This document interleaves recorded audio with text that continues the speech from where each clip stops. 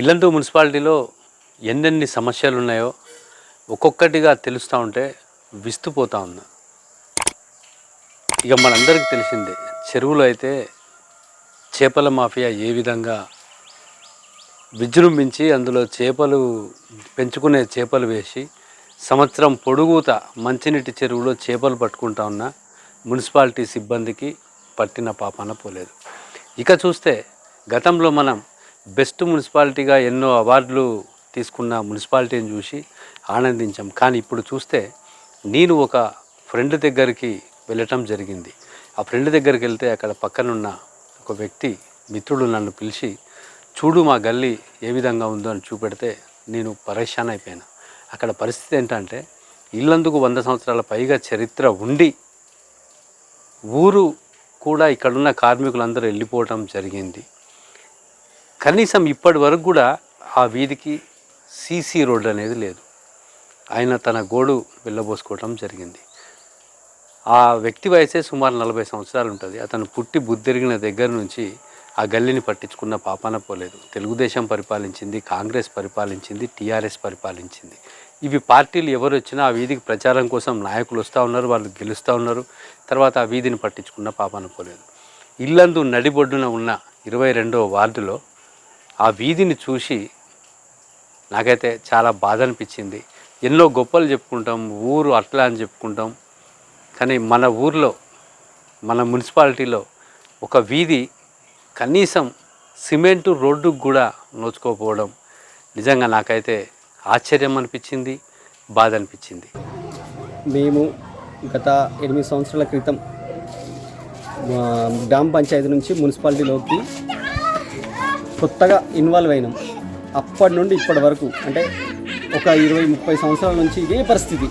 ఈ రోడ్లు కానీ, ఈ నారాలు కానీ మా పరిస్థితి బాగుపడింది లేదు, మేము చూసింది లేదు.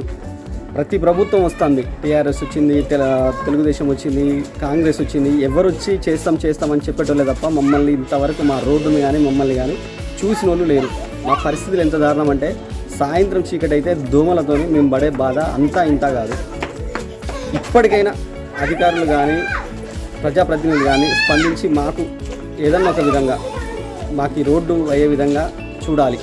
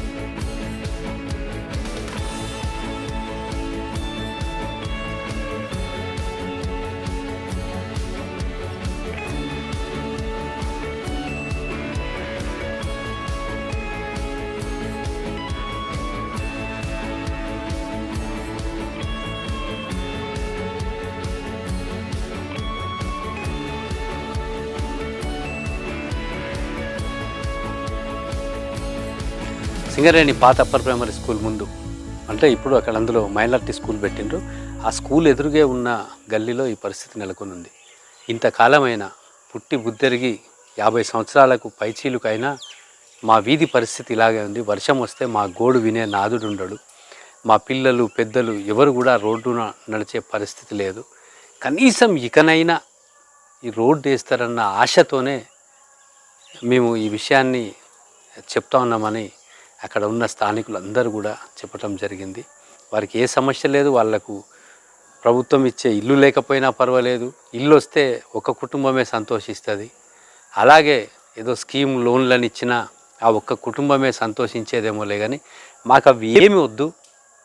దయచేసి మాకు ఈ ఉన్న ఒక్క రోడ్డు సిమెంట్ రోడ్డు వేస్తే మా చిన్నపిల్లలు పెద్దోళ్ళు సంతోషిస్తారు, ఎలాంటి ఇబ్బంది పడకుండా ఉంటారని చెప్పి అక్కడ ఉన్న స్థానికులు చెప్పడం జరిగింది.